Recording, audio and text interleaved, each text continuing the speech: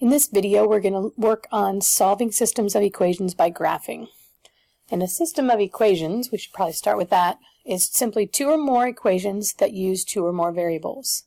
Each equation has a whole set of ordered pairs, x and y, that work in each one, but what we're looking for is the one solution, the one x and y value in the form of an ordered pair that is a solution to both of our equations.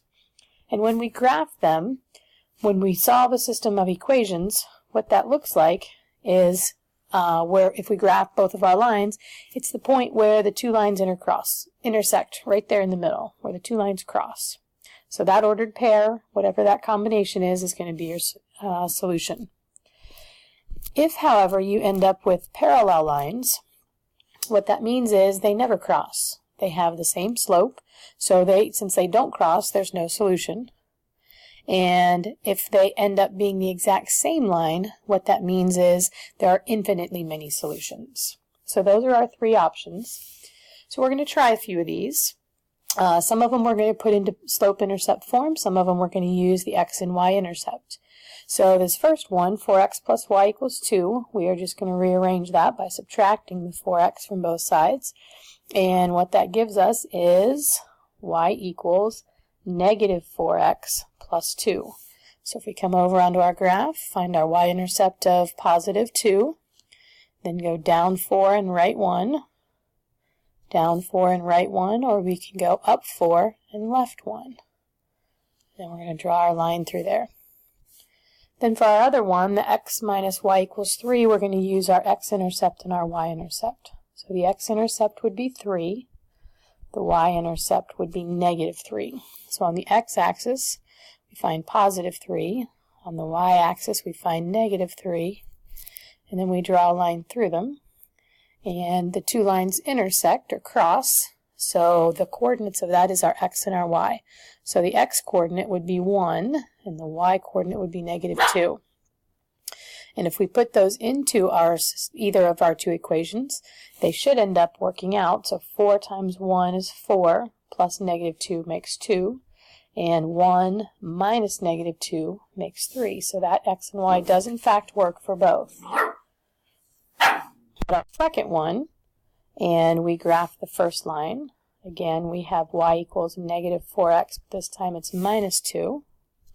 So we come down 4 and right 1 from our y-intercept, or we can go up 4 and left 1. Draw our line through that.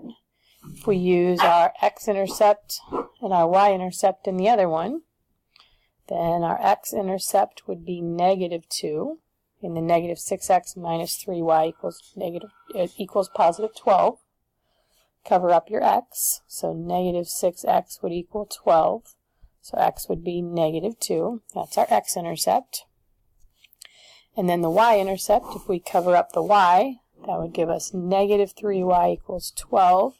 So our y-intercept would be negative 4, which is down here. And then if we draw those through, our two lines cross down here at positive 1, negative 6.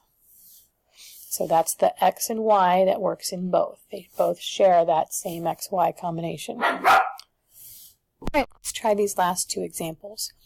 If we graph the first one and we put it into slope-intercept form, this one would be y equals 2x plus 4, which means our y-intercept is 4 and our slope is positive 2. And we can draw our line through there. And the other one, let's go ahead and do the intercepts. So that means that 4x equals negative 8. So x would equal negative 2. So our y-intercept would be at negative 2. Our x-intercept would be at negative 2. And then if we make the negative 2y equals negative 8, our y-intercept would be at positive 4.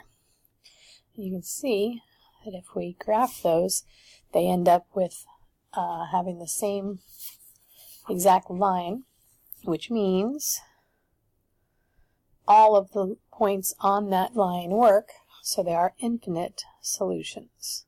So instead of just one point, every point on that line is a solution to both of our two equations. All right, let's try our last one.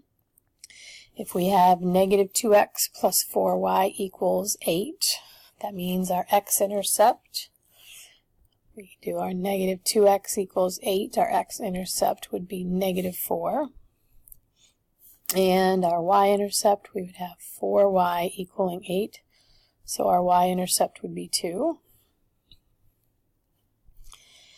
And our other one, we would make the negative 2x equal negative 4, so our x-intercept would be positive 2.